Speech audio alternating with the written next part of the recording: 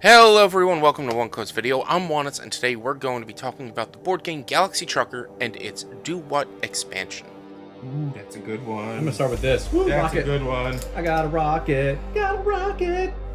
Galaxy Truckers is a real-time open drafting pattern building game where players compete by building their own space freighters and attempt to collect and deliver goods while completing a treacherous trip. Look at you trying to move fast. Break stuff.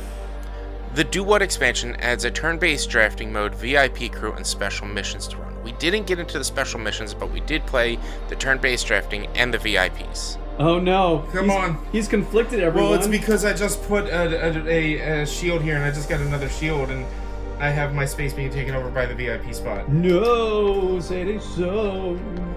Generally, at this point of the video, I would be talking about the contents of the box. However, there are so many pieces in this game that it would be easier just to settle with a picture of the back of the box in the video.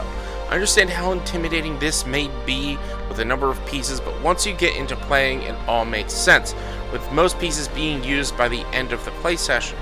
I'm sorry, but the B-roll is keeping the pieces in the bag because I just didn't want to clean it up either.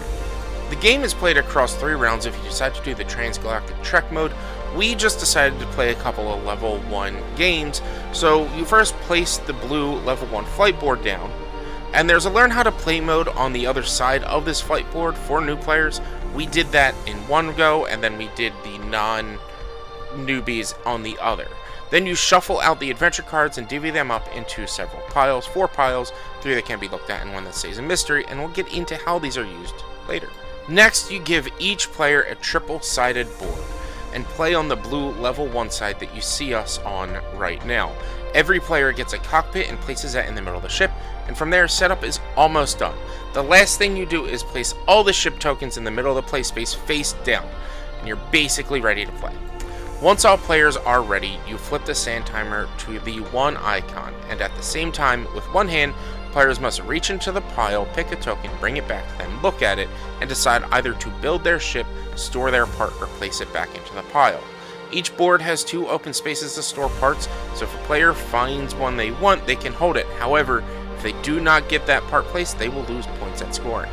If a player decides to use a part to build their ship, they must follow the rules set up on if a part can be placed. Basically, each part has a set of tubes on 1 or more sides, and tubes must connect on the proper connections. A level 3 tube can connect to any size, however a level 1 and level 2 tubes can only connect to themselves, and a level 3.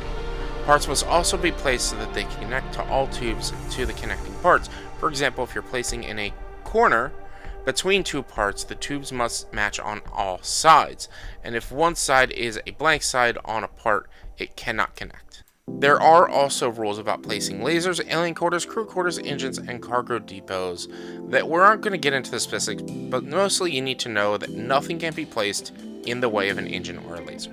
Players must work on building balanced ships with enough lasers, batteries, engines, crew quarters, cargo bays, while attempting to close off all open connections to create the most stable ship and make it through the journey.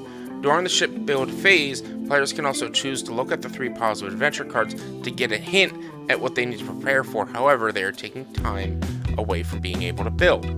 Once a player places a piece on their board and grabs another piece from either the middle or their stockpile, that part is welded on and cannot be moved even if they do not place the new parts they are pulling. The build phase then continues until a player decides they are done. Put the pressure on. Put the pressure on. It's making me think of I don't know.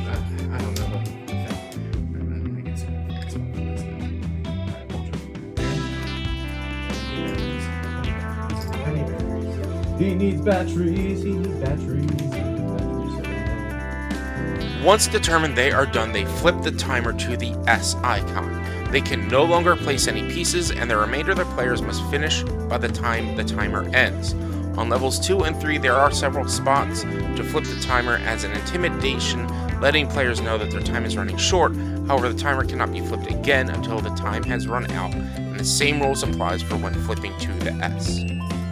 The player who finished building first places their ship on the first place spot, then second, third, and fourth. Positioning and placement matter to some of the adventure cards, so being first isn't always best, but being last is also not great.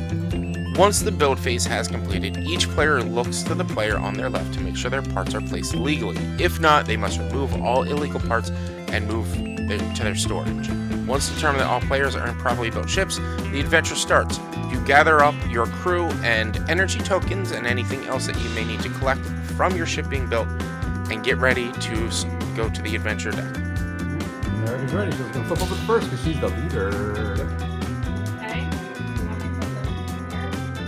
Keep them in your hand. Yeah, you gotta flip. Yeah, you gotta. You get to flip them. The first one, we read it. It's an abandoned statement.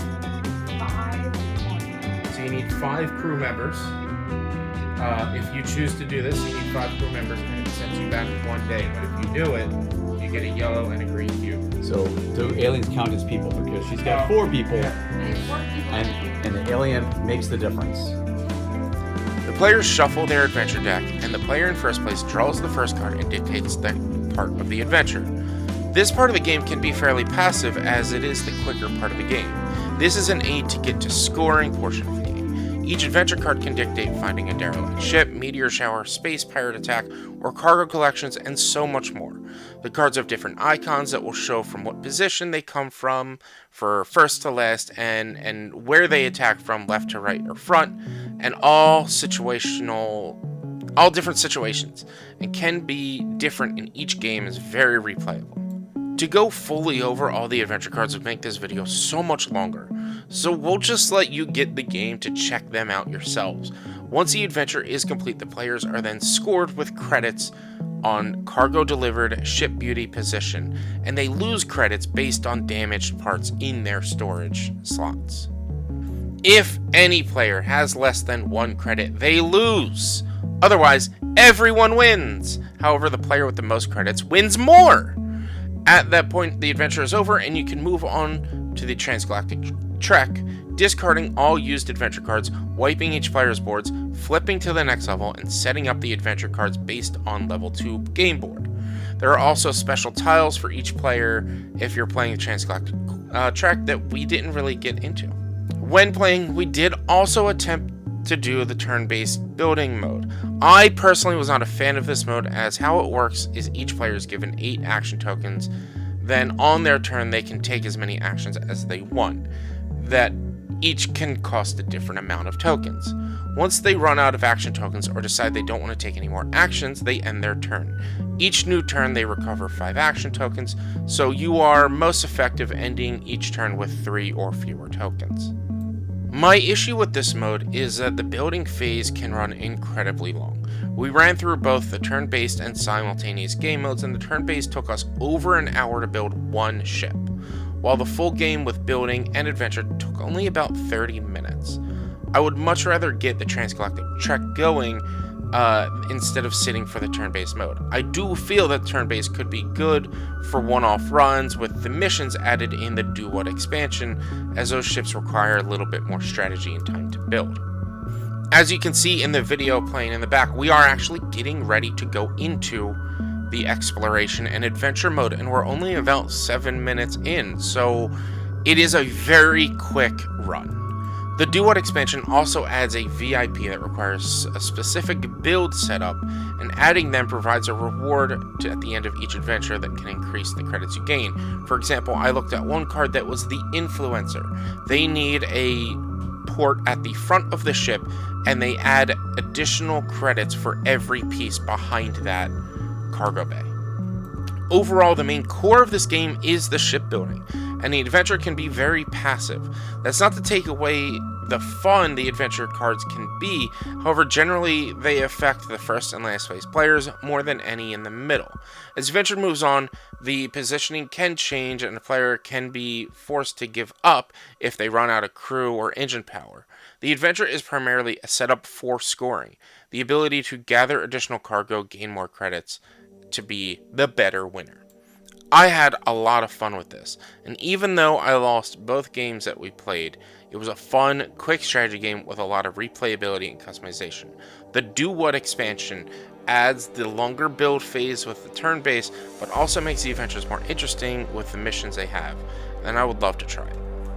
The game may be very intimidating with the large amount of parts and pieces it has, but really is only because you're building. Think of it like Carcassonne with just a handful more pieces and in space. The rulebook can look intimidating at 23 pages, but most of it is explaining the different icons for the cards and the build rules. I believe this game would be very easy for any skill level of board gamer to play and for all to enjoy, and I plan on bringing it to more game nights and making more content from it. I highly suggest you keep an eye out for Galaxy Trucker at your friendly local game store and look for any of its expansions to keep the game going with a fresh take each time you play.